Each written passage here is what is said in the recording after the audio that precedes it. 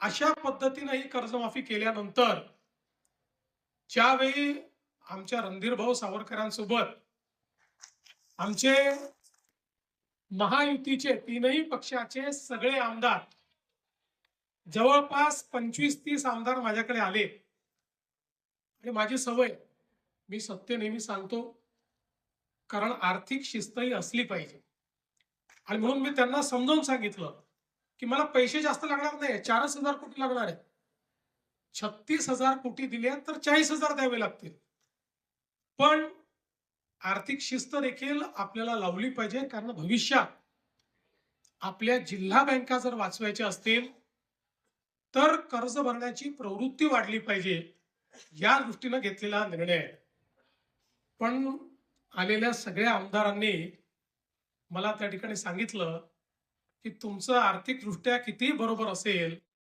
तरी देखील हे जे शेतकरी बाहेर राहत आहेत त्या शेतकऱ्यांच्या मनामध्ये नेहमीच हे राहील की 56 लाखाला दिलं आणि आम्हाला मात्र सोडून दिलं त्यामुळे तुम्ही हा निर्णय बदलवा आणि मग त्या सगळ्यांचा आग्रह मला योग्य वाटला मी आमच्या सगळ्या नेत्यांशी चर्चा केली आणि त्या ठिकाणी निर्णय केला की यावेळी ही अट काढून टाकू आणि सरसकट 2 लाखापर्यंत सगळ्यांना कर्जमाफी द्या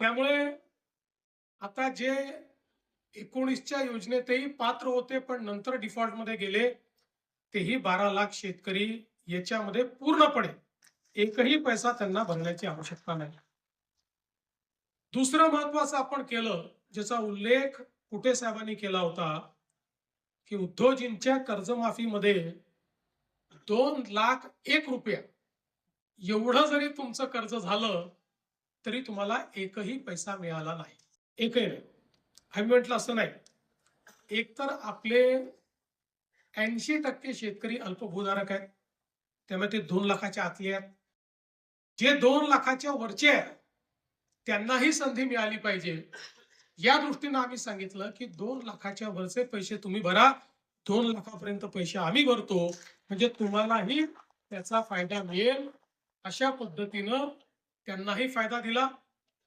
आणि अर्थात दुसरी गोष्ट जी आमच्या या शिष्टमंडळाने मला सांगितली ती मला एका मिनिटात पटली त्यांनी माझाच विषय माझ्यावर उलटवला ते म्हणाले तुम्हीच घोषित केलाय अल निनोचं वर्ष आहे मग अल निनोच्या वर्षामध्ये जर शेतकऱ्यांवर संकट आहे तर अशा वेळी तुम्ही जर चालू वर्षाचे पैसे भरा असं त्यांना सांगितलं तर शेतकऱ्यांवर हे नवीन संकट तुम्ही करताय म्हटलं तुमचं म्हणणं बरोबर आहे तात्काळ तीही अट आपण काढून टाकली त्यामुळे आता ज्यांना 50,000 रुपये प्रोत्साहनपर मिळणार आहे त्यांनी जे 26-27 लगतचे जे मागचे 3 वर्ष आहे त्या 3 वर्षातल्या कुठल्याही 2 वर्षामध्ये त्यांनी जर त्या ठिकाणी पैसे भरलेले असतील तर त्यांनाही 50,000 रुपये प्रोत्साहन देण्याचा निर्णय आपण घेतला खरं म्हणजे शेतकरी बंधू भगिनींनो आपण जर बघितलं तर कर्जमाफी हा काही अंतिम उपाय नाहीये आपण विचार करा जर राज्यामध्ये शेतकऱ्यांना 7 ते 8 वर्षात 3 वेळा कर्जमाफी द्यावी लागत असेल तर कुठेतरी आपल्या शेतीसमोरचे प्रश्न फार गंभीर आहेत आणि म्हणून मी नेहमी सांगतो कर्जमाफी आवश्यकच आहे ती दिलीच पाहिजे पण कर्जमाफीने कुठला शेतकरी श्रीमंत झाला नाही कर्जमाफीने कुठला शेतकरी परमनंट त्या कर्जाच्या विळख्यातनं बाहेर पडला नाही जर आपली शेती फायद्याची करायची असेल तर वेगवेगळ्या प्रकारच्या उपाययोजना केल्याशिवाय शेती फायद्याची होऊ शकत नाही आज आपण बघा इंडस्ट्रीत नवनवीन तंत्रज्ञान येतं आणि त्या तंत्रज्ञानामुळे ती इंडस्ट्री फायद्यामध्ये जाते जर एखाद्या उद्योगाने ठरवलं की मी नवीन तंत्रज्ञान आणणारच नाही तर तो उद्योग बंद पडतो दुसरा कोणीतरी तंत्रज्ञान आणतो आणि त्या उद्योगाच्या पुढे जातो आमच्या शेतीचं क्षेत्र देखील असं आहे की या क्षेत्रामध्ये जर आपण नवीन पद्धती आणल्या नाहीत या शेतीमध्ये आपण नवीन तंत्रज्ञान आणलं नाही तर शेती फायद्याची होऊ शकत नाही आणि मग या सगळ्या नवीन गोष्टी करण्याकरता अडचण काय आहे ती अडचण आहे गुंतवणुकीची ज्या शेतकऱ्याकडे जो अल्पभूधारक शेतकरी आहे, या अल्पभूधारक शेतकऱ्याला गुंतवणूक त्याने करायची कशी? गुंतवणुकीकरता त्याला पैसे येतील कुठनं? तो जेमतेम पीक कर्ज काढतोय आणि तेही कर्ज जर परत करू शकत नाहीये, तर मग गुंतवणूक तो करेल कशी? आणि म्हणून 2014 नंतर मोठ्या प्रमाणात आपण शेती क्षेत्राला रिलीफ आणि रिहॅबिलिटेशन म्हणजे मदत आणि पुनर्वसनचं क्षेत्र नाही, तिथं करावंच लागतं. पाऊस आला तर, अतिवृष्टी झाली तर, अवर्षण झालं तर, वाहून गेली तर, सगळ्या गोष्टी तिथं करावंच लागतं. पण केवळ तितक्यापुरतं मर्यादित ठेवायचं नाही. शेती क्षेत्रामध्ये गुंतवणूक करायची आपण निर्णय घेतला, मग जलयुक्त शिवार असेल, मागेल त्याला शेततळ असेल, मागेल त्याला सिंचन विहीर असेल, मागेल त्याला ठिबक असेल. तुम्ही आठवा 2014 पूर्वीची परिस्थिती तुम्ही आठवा. मी देखील जवळपास 10 वर्ष माझ्याकडे ग्रामीण क्षेत्र होतं. मी आमदार असताना नंतर मग माझं शहरी क्षेत्र झालं. पंचायत समितीत आम्ही बसायचो. काहीतरी इष्टांक आलेला असायचा आणि मग ते पंचायत समितीचे सभापती, सदस्य आणि आमदार मिळून आम्ही वाटायचो. 4 तुझ्याकडे, 2 तुझ्याकडे, 4 तुझ्याकडे, 5 तुझ्याकडे. आणि त्या वाटणीतही आम्ही एवढं खुश असायचो, की जणू काय शेतकऱ्याला आपण दिलेलं आहे, अशा पद्धतीची बंदरबाट आपण करायचो. मी सांगितलं की पद्धतीच दूर झाली पाहिजे आणि मग सगळ्या गोष्टी मागेल त्याला. ज्याला आवश्यकता त्याने मागावं, आपण त्याला देऊ. अशा पद्धतीनं मागेल त्याला शेततळ्यांची योजना आपण आणली. महाराष्ट्रामध्ये लाखो शेततळी आपण तयार केली.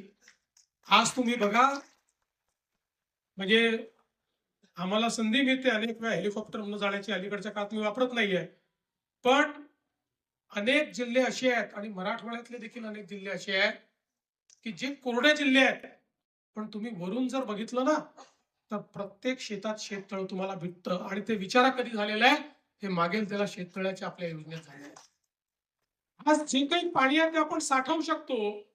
आणि मग आताच्या परिस्थितीत अल निनो मध्ये कुठेतरी 5, 7, 8 जुलैला भरपूर पाऊस येतो आणि त्याच्यानंतर 25 जुलैपर्यंत पाऊस गायब होतो. अशा परिस्थितीमध्ये जर पिकावर ताण पडला, तर त्या पिकाला पाणी द्यायचं कुठनं? त्याकरता ही शेततळी आहे. त्याकरता प्रोटेक्टिव्ह इरिगेशन करता ही कामी येत आहेत. आज परिणाम असा झाला, आम्ही साधारणपणे ज्या ठिकाणी जलयुक्त शिवारची कामं आपण केली, जलसंधारणाची कामं केली, त्या गावांचं ज्यावेळेस ऑडिट केलं, त्या ऑडिटमध्ये असं लक्षात आलं की अनेक गावं अशी होती की जी एका पिकावर होती, ती आज 3-3 पिकं घेऊन राहिली आहे. ज्या गावांमध्ये बागायतीचा विचार करत नव्हते, फळबागांचा विचार करत नव्हते. मला नेहमी आजही माझ्याकडे तो व्हिडिओ आहे की ज्यावेळी 2000 कदाचित 19 साल असेल, मी सांगोल्याला गेलो आणि त्या सांगोल्यामध्ये एक शेतकरी म्हणाला, माझ्या शेतीत तुम्हाला यावंच लागेल. आणि मला घेऊन गेला आणि त्याने सांगितलं, इथे माझ्याकडे काही पिकत नव्हतं.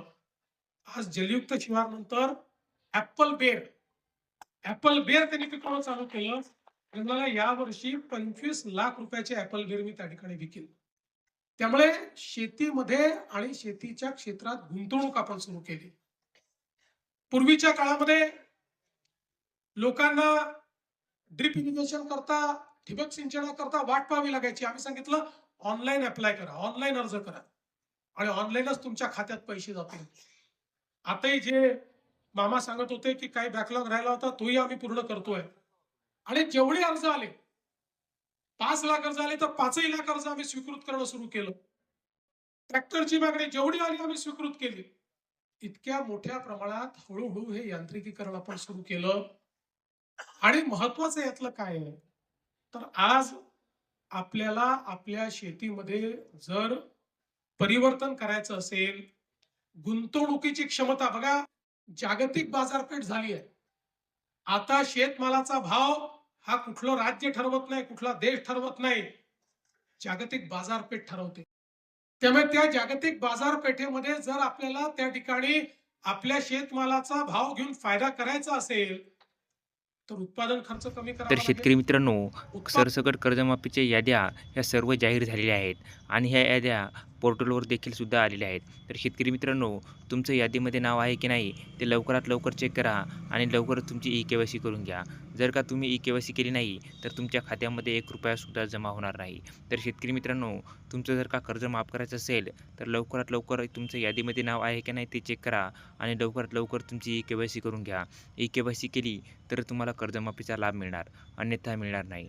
तर शेतकरी मित्रांनो, ही महत्त्वपूर्ण अशी माहिती होती. हा व्हिडिओ जास्तीत जास्त शेतकरी मित्रांपर्यंत नक्की पोहोचवा, जेणेकरून त्यांनासुद्धा या कर्जमाफीची माहिती कळेल. आणि शेतकरी मित्रांनो, अशाच शेतीविषयी सरकारी योजनाविषयी माहिती हवी असेल, तर आपल्या चॅनलला लाईक, शेअर आणि सबस्क्राईब करायला विसरू नका. धन्यवाद मित्रांनो. जय हिंद, जय महाराष्ट्र.